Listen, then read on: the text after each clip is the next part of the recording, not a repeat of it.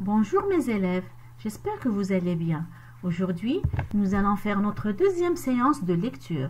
Nous allons étudier un documentaire sur l'un des animaux étranges, l'ornithorynque.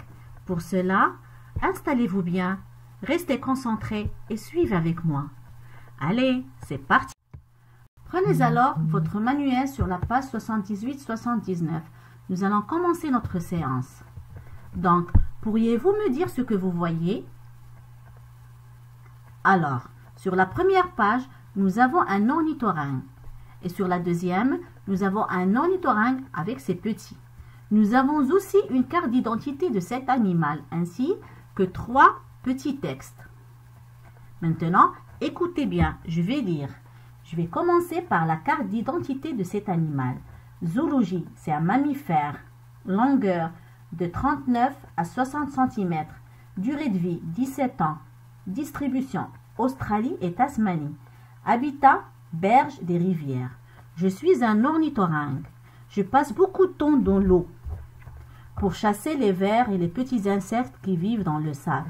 Je nage en pagayant avec mes bras. Je m'aide de mes pattes arrière et de ma queue aplatie pour me diriger. Sous l'eau, je ferme les yeux et les narines. Mais j'arrive à repérer mes proies grâce à mon museau en forme de bec, qui est hypersensible. Les parents de l'ornithorynque. Le mâle fait la cour à la femelle en nageant avec elle. Puis, la femelle creuse un terrier dans la berge et y pond 2 œufs.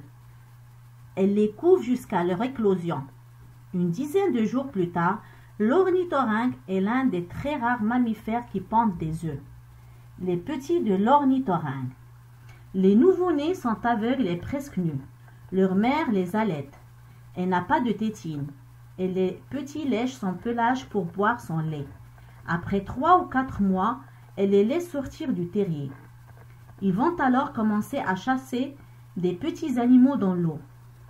Le mâle, lui, vit de son côté et ne s'occupe pas du tout des petits. Jean-Baptiste de Panafieux. Illustration Alice Combeau. Drôle de parent. L'ornithorynque. Gulfstream éditeur 2016.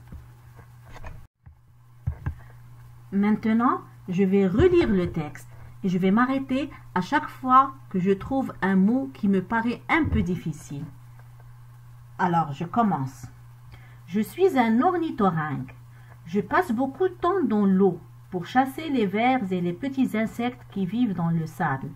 Je nage en pagayant avec mes bras. Je m'aide de mes pattes arrière et de ma queue aplatie.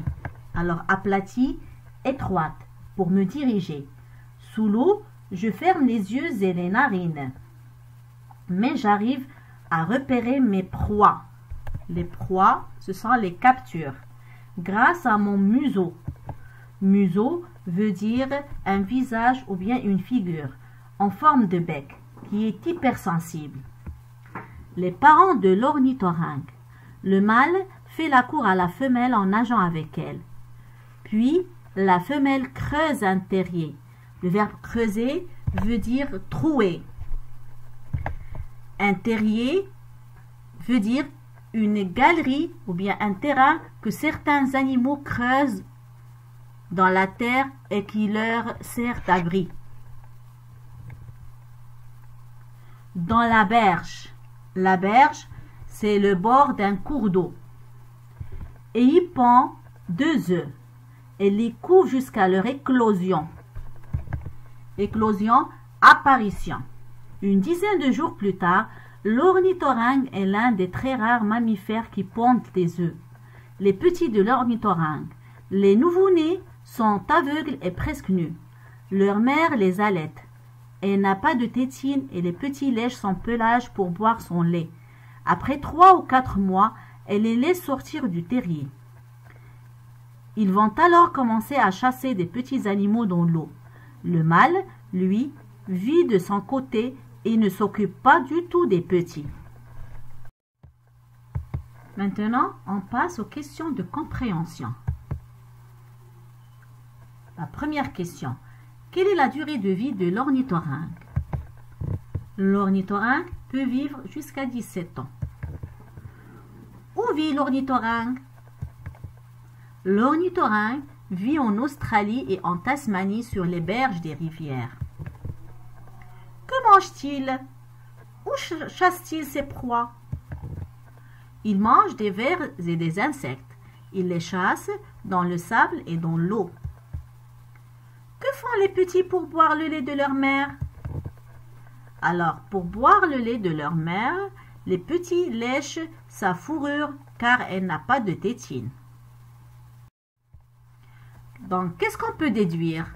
On déduit qu'on peut trouver la réponse à une question dans un documentaire à l'aide des titres, des illustrations ou bien de la présentation.